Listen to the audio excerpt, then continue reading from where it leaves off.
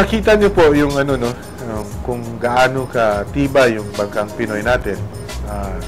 Talaga pong pinag-aralan namin to. Sana hindi kayo mainip na kasi andito na po. Dahil sa leadership po ni Director Perez, we were able to come up with designs, and then we were able to produce these boats.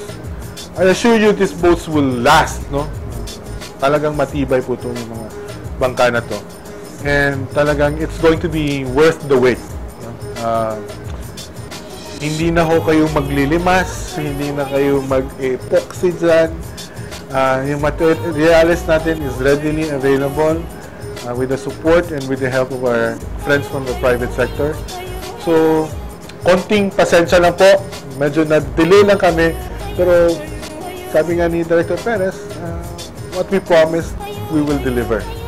So, eto na po. Konting time na lang. But we will get there. Anong bumagyong Yolanda po, dito pa kami, hindi pa kalakasan ng ng hangin at saka ulan.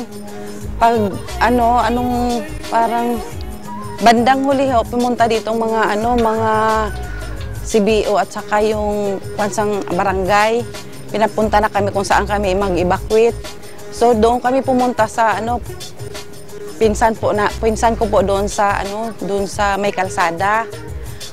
Tapos yung mga gamit namin hindi na namin kaagad naayos, naiwan lang dito. Dala-dala ko lang yung mga mga anak at saka yung asawa ko.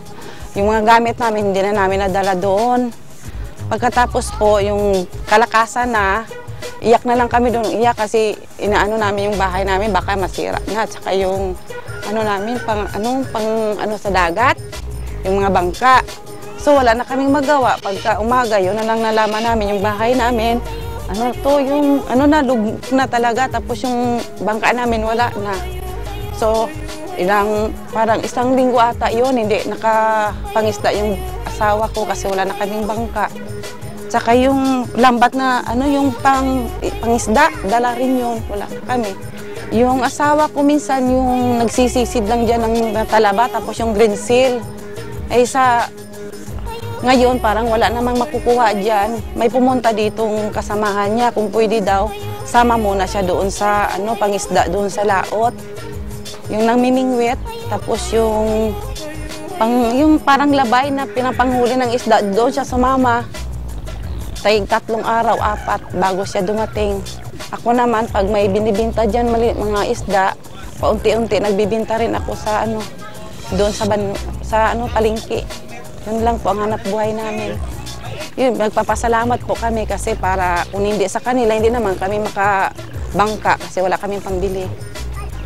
Malaking papasalamat po namin sa BIPAR at saka yung mga kasamahan po nila, lalo sa kay Presidente po. Ay di mas maganda po kasi matibay po yan. Panghabang buhay na siguro namin magagamit. Malaki nung matutulong kasi makasakay ng ang asawa ko may sarili ng sasakyan, makapunta na sa laot.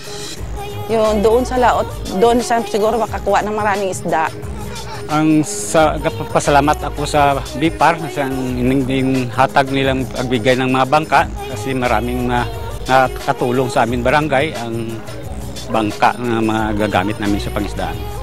Aming bahay, ma'am, nagiba ng Typhoon Yolanda hasta ngayon, hindi pa nakabangon. Dako nga biyaya sa amin sa taga BIPAR, nakapunta sa amin barangay nga nakatulong rin sa amin sa aming kahirapan sa amin barangay. Ang bangka na nakatulong din sa akin at malaki tungod ang nakapagbigay sa dugang additional sa aking hanap buhay kasi ang bangka nakatulong sa aking pangisdaan. Ayan ang sinasakyan ko. Sa ngayon daw medyo kaangat-angat naman din kasi nakatulong ang binigay ng BIPAR sa amin, ng bangka.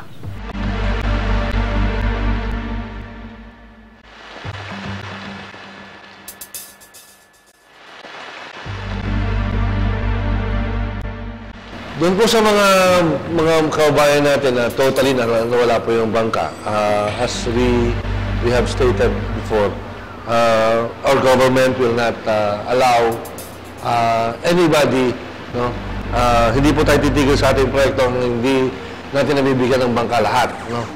Itong pong pangalawang phase na ito, which will now focus on those fishermen who lost their boat totally, ito na po yung sa inyo, ito pong fiberglass boat. In fact, nag-umpisa na po tayo ng pagpapagawa ng mga fiberglass boats din.